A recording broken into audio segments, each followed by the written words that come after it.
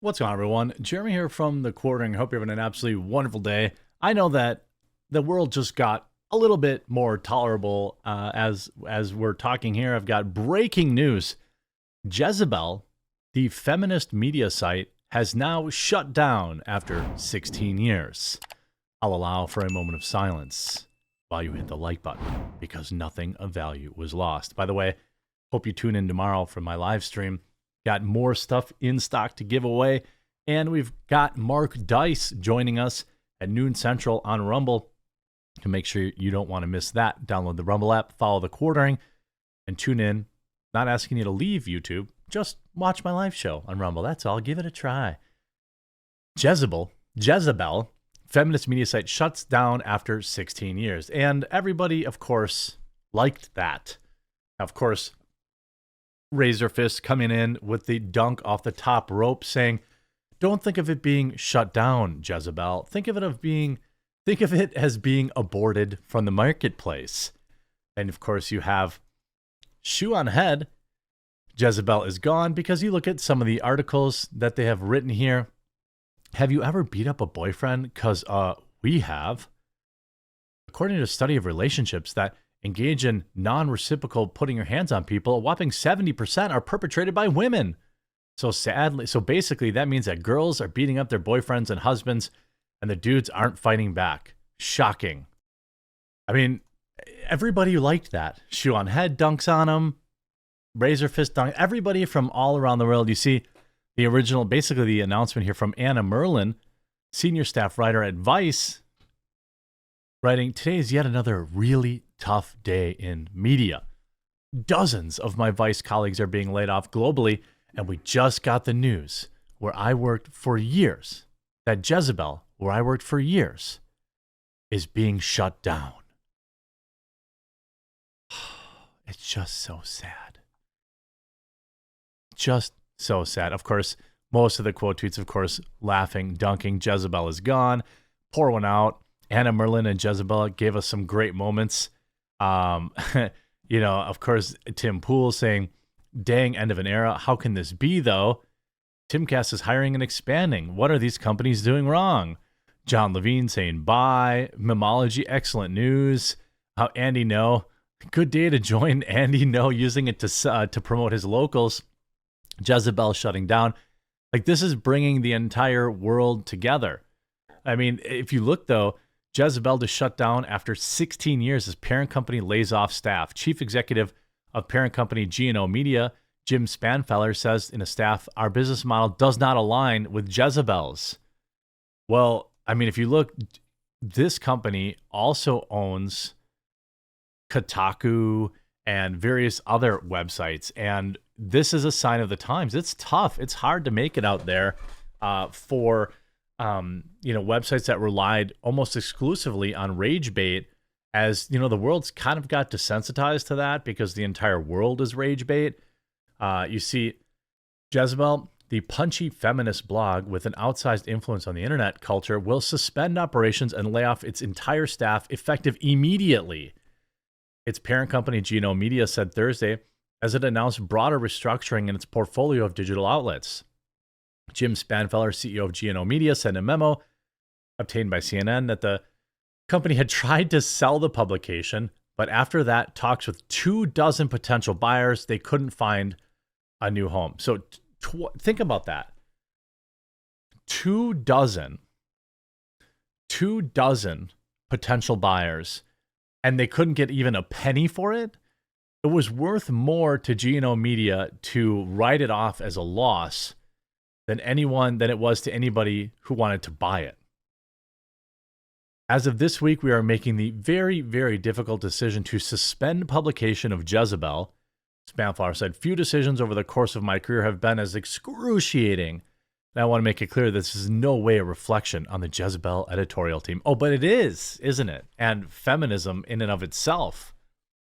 Because what other indictment can we make from looking at this? Nobody wanted to consume your feminist blog. You had to shut it down. So, of course, he said he has not given up on finding a buyer for Jezebel when he described it as having a storied legacy as a website that changed women's media forever.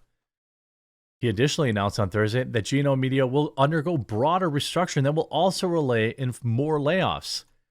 We have been operating over the last few quarters with an eye towards efficiency and being budget conscious. I was hoping that by doing so, we could see our way through these dark times in our industry. Well, these dark times are forever. I've got bad news for you, buddy. And it is a bad time of your own making. You know, it is your own kind of hate bait, and the world has moved on from this garbage. In total, the suspension of Jezebel's operations and restructuring other actions will result in 23 editorial people being fired.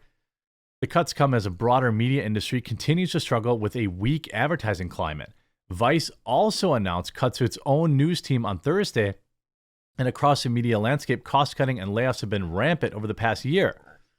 Just about every company in our space found themselves in a similar circumstance. Well, that's why people, that's why I have a locals page. That's why I have, a coffee company. A lot of this stuff, people weren't willing to support Jezebel. The advertising shift is real. I've said this before, that like my October earnings were half this year of what they were last year. Half. And I didn't have to lay anybody off. Now, it was less profitable for me. That is true. But I did make up for it with, some, a section of that, maybe 20% of that was made up in coffee sales. 10% is made up in live streaming Rumble rants and tips. 10% made up from people that join my locals, that kind of stuff. So, I mean, ultimately, it's a little less, but I didn't have to lay off. Plus, I also stay lean, and I don't have, entire, woke staff. The idea that, this company changed anything is hilarious. Andrea Henrichs, a staff writer at Jezebel, told The Guardian she was certainly not surprised at the site's closure. Most of these people know that their businesses aren't making money. They know that they haven't been making money for a long time, and they're happy to continue to draw huge salaries. What you learn when you're out on your own is that you have to run a business, and you can't keep paying yourself more than your company's making. And these people unionize, which G&O Media staff writers have, and they demand more money, and they completely ignore the fact that their companies aren't making money because they have no idea how the real world works. She was heartbroken that both G&O Media and Spanfeller unceremoniously gutted Jezebel, a pillar of fearless feminist journalism in digital media, and the website I've been fortunate to call my home for nearly 2 years. Well, nobody was reading it. Nobody was buying your products. No one was supporting your advertisers.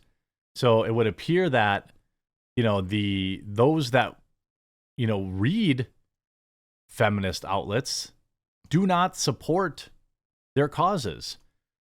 It's surmised in the wake of Dobbs and the run-up in media to the 2024 election, in which abortion will no doubt be a significant part of the conversation, is not only undue, but it is despicable, she said.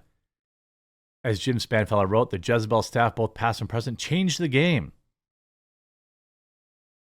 On Thursday, by the way, Vice Media Group said it would lay off a number of employees 6 months after more than 100 were laid off in April. By the way, when you have this many concurrent layoffs, more and more layoffs, that is a sign of poor leadership. You lay off, I learned from a great leader at my first job. His name was Jeff. I don't know if he occasionally watched some of my videos, but he taught me you cut once and you cut deep. You don't let your staff live their life in like a state of perpetual fear that there'll be additional layoffs coming right down the pipe if they continue to, if you don't write things quickly. And that's not what they did. Vice Media has poor leadership. They didn't look down the road far enough, and now they've had yet another round of layoffs. And, I can't exactly say that I care. Like the critic says, nothing of value was lost. I don't care. Vice Media hasn't done any good work in 10 years. Jezebel, I'm not sure they do much other than write hit pieces and things of that nature. These smear merchants would happily ruin a man's life for clicks and have done so in the past for profit. So no, I generally don't celebrate people losing their jobs, but I don't care. I don't care that Jezebel shut down. Nothing of value was lost. See you on my live stream tomorrow with Mark Dice. Hope you enjoyed this video. We'll talk to you again real soon.